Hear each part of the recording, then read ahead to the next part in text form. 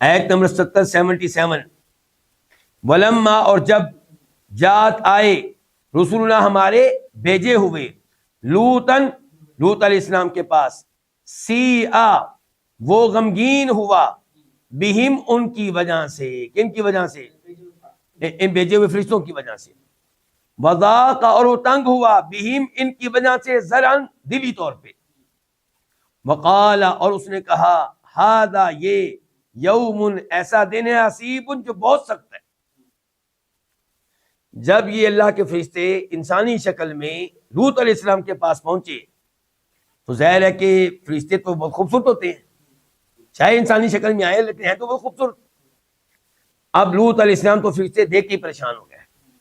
ان کو پریشانی یہ لگ گئی کہ میری قوم شرک کے ساتھ ساتھ دوسرا بڑا گناہ یہ کرتی ہے کہ جو تعلق عورتوں سے بیویوں سے قائم کرنا چاہیے وہ مردوں سے قائم کرتے ہیں, اور یہ اتنے خوبصورت میرے مہمان آ گئے ہیں, اب میری قوم بعد آنے والی نہیں ہے. لوط علیہ السلام پریشان ہو گئے, غمگین ہوئے اور دلی طور پہ تنگ ہوئے اور کہنے لگے آج کا دن میرے لیے بڑا سخت ہے, ان کی کیسے میں مہمانوں کو بچاؤں گا اپنی قوم سے, کیا بنے گا. اس سے پتہ چلا کہ لوط علیہ السلام بھی عالم الغیب نہیں ہے. غیب کی کئی باتیں نبیوں کو بتائی جاتی ہیں, اس میں کوئی شک و شبہ نہیں علیہ السلام, لیکن غیب کا ٹوٹل علم صرف اللہ کے پاس ہے. پاس بیٹھے ہیں فرشتے اور وہ ان کو انسان سمجھ رہے ہیں اور پریشان ہو رہے ہیں, غم میں مبتلا ہیں اور کہنے آج کا دن بڑا سخت ہے. اگر ذرا بھی انہیں احساس ہوتا کہ فرشتے ہیں تو پریشان ہوتے کبھی نہ ہوتے. اللہ کا شکر ادا کیا کریں کہ اللہ نے مجھے اور آپ کو قرآن والا عقیدہ دیا ہے. آیت نمبر 78 وجاء اور آئی ہو اس کے پاس, کس کے پاس؟ لوط علیہ السلام کے پاس, قوم ہو اس کی قوم, یہرعون اس حال میں کہ دوڑتے ہوئے الیہ اس کی طرف, ومن قبل اور اس سے پہلے کانوا وہ تھے یہاں معلوم کرتے السیئات برائیاں, السیئات سیئۃ کی جمع ہے برے اعمال برائیاں. قال اس نے کہا, کس نے؟ لوط علیہ السلام نے, یا قوم یا میری قوم, ہاؤلائی یہ ہیں بناتی میری بیٹیاں, بنات جمع ہے بنت ان کی, بیٹیاں یا میری, یہ ہیں میری بیٹیاں, ہن اس حال میں کہ یہ کیا, یہ بیٹیاں اطہر زیادہ پاکیزہ ہیں لکم تمہارے لیے, فاتقوا اللہ پس تم ڈرو کس سے؟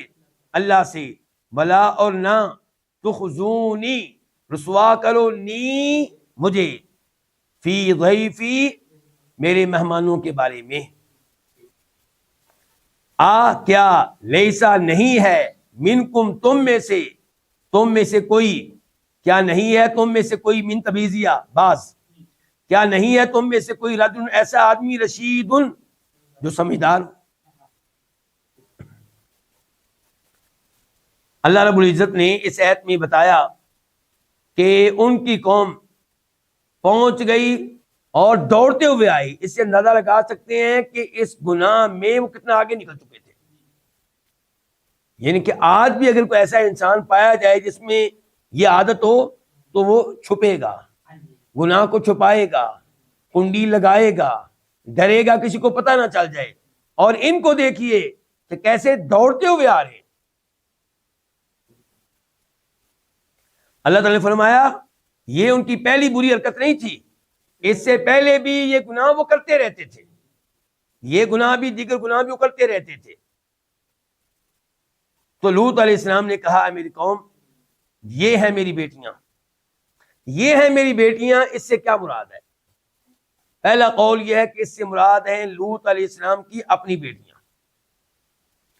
وہ کہتے ہیں کہ اگر تمہاری کوئی ایسی خواہش ہے تو یہ میری بیٹیاں ہیں, شادی کرو, نکاح کرو, ان سے تعلق قائم کرو, اور تم ان میرے مہمانوں کے پیچھے پڑ گئے ہو, مردوں کے پیچھے پڑ گئے ہو.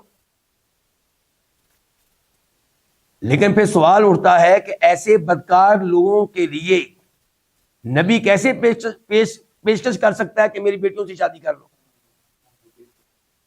تو اس کا جواب یہ دیا گیا ہے کہ ان کا مقصد تھا ان کو شرمندہ کرنا. ان کا مقصد کیا تھا؟ ان کو شرمندہ کرنا.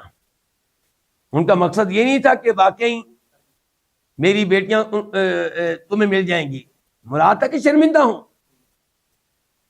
دوسرا قول یہ ہے کہ اس سے مراد قوم کی بیٹیاں ہیں۔ نبی قوم کے لیے باپ کی طرح ہوتا ہے، تو قوم کی بیٹیاں نبی کی بیٹیاں ہیں، تو گویا کہ لوط علیہ السلام کہہ لیں جو تمہاری بیویاں جو ہیں وہ میری بیٹیاں ہیں، وہ تمہارے لیے پاکیزہ ہیں، وہ تمہارے لیے حلال ہے، مرد تمہارے لیے حلال نہیں ہے۔